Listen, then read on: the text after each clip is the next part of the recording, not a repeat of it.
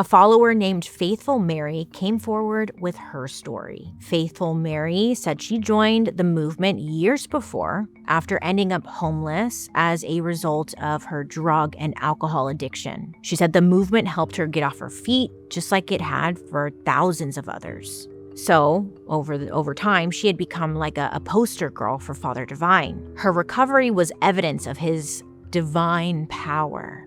So she even opened up her own mission branch in New Jersey. And things were kind of like looking good. But you know how it goes. Once money gets involved, it's when things really went south, okay? I guess her mission's location was offered a $10,000 donation. So Miss Faithful Mary, she was like, oh my gosh, yes, I will take this donation because we could really use it to like pay rent, to fund things, okay? You get it. But Father Divine rejected the donation, said no. He would never accept donations from outsiders because he wanted the public to know that the mission was self-sustaining. And anytime he did something like this, he made it a point of telling the press that he did not accept donations. See, I said no. We don't need anyone else's money. We don't take bribes. We don't take checks. We are fine. We don't need anyone. Well, Miss Mary was like, look, I could really use that money. So she went behind his back and took the donation. So she invested half of it in the mission and she put the other half in her own bank account. I don't know how he was on it, but Father Divine was on it, and he found out she did this. Now, at first, he told her to give the money back, and he would forgive her, but Mary refused. So he kicked her out of the movement and out of her businesses. Now, of course, she was livid because she had just dedicated over a decade of her life to Father Divine. Like, how are you just going to kick me out? So what did she do? She ran to Mr. Hurst and was like, oh, I have a juicy story for you. You won't believe it. So Mary wrote an expose essentially saying Father Divine was just an ordinary man who was using the movement to steal people's money. Faithful Mary exposed that every week, Father Divine would secretly accept cash from his followers. She said this money didn't just fund the mission's building and like the Holy Communion banquets. It actually funded his lavish lifestyle. I guess he had plenty of designer suits. He had custom Rolls Royces. And he went on exotic vacations all the time. With whose money?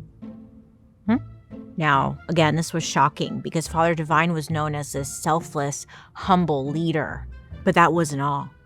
The biggest scandal, she said, the peace mission movement was not a celibate environment. She said, listen, in those buildings, there are homosexual orgies going on. I saw it. She said that Father Divine, he wasn't celibate either. In fact, he was known to have sex with many women close to him, including her. She said, quote, Divine himself is nothing but a religious gigolo, masquerading as God, having sexual cohabitation with some of his female angels, and consoling these stupid victims by telling them that they have received God's personal blessing. I have known of these angels leaving the boudoir of Divine, shouting that they had been blessed. In actuality, they meant that they had had their sexual desires satisfied. End quote. Whew. That was a long quote. So, from my understanding, he was planting his seed in many. Oh, yeah, Mary also called him the Rasputin of America. I was like, dang, I could see that. So Mary, she ended up selling stories to the press about Father Divine for years. She made a lot of money off of it, and she paved the way for other women to come forward and talk about their experiences with Father Divine. Meanwhile, Father Divine is just trying to move forward, and it is what it is. There's nothing he can do about it, but something tragic happens. His wife, Penina, remember her? She ended up dying. Oh, it must have been so tragic. But the weird thing was, Father Divine didn't even acknowledge her death for years. Now, this was because he always told his followers that if they followed his rules, they would live forever. So it was like kind of a bad look that Penina died on him. He's like, God damn it. It kind of ruins things. But also, he himself, it was said that he was really freaked out himself because he truly believed he was not going to die. And this was like, it was, he's being faced with reality. I know my personal opinion was like, he must have had like some kind of deep-rooted fear about death. At a young age, his mom died. And maybe he never worked through that or something. He just didn't want to accept it. I don't know. There's probably something there. So he's kind of having a little midlife crisis. Oh no, you can die? No, So it's fine though.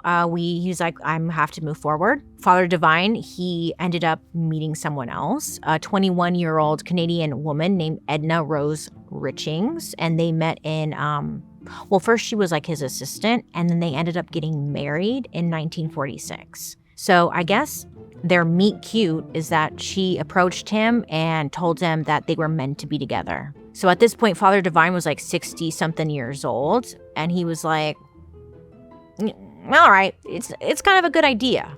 Edna, she was young, she was pure, she believed so much in the movement, and he saw her as like the perfect person to carry on the mission if or when he died. So, okay, let's do it. For the next decade, throughout the 50s, the movement battled one bad PR story after another. Usually it was like a sex scandal involving Father Divine or something about how he was stealing people's money. But the movement was so strong and unique from other religious movements that they really still managed to stay afloat. But time is going on, and Father Divine is getting older. And by the 1960s, he kind of stopped making public appearances. Now, behind closed doors, everyone knew he had like some serious health issues going on. But no one talked about it. No one acknowledged it. Nothing like that. His whole life he had preached how the power of positive thought would heal disease, illness, whatever, better than any doctor. So if you acknowledge it, then it becomes real, and you don't do that. Father Divine was struggling with diabetes. Yeah, and I guess it progressively got worse and worse and worse. There was a couple of times where Edna brought him to like public gatherings, I think just to kind of show people like, look, he's here. Look. But it was clear he was out of it, and he couldn't actually speak. And there's like actual footage of this. This poor man just looks like he is not there. Father Divine is alive and well. Father, would you like to say something to the television audience?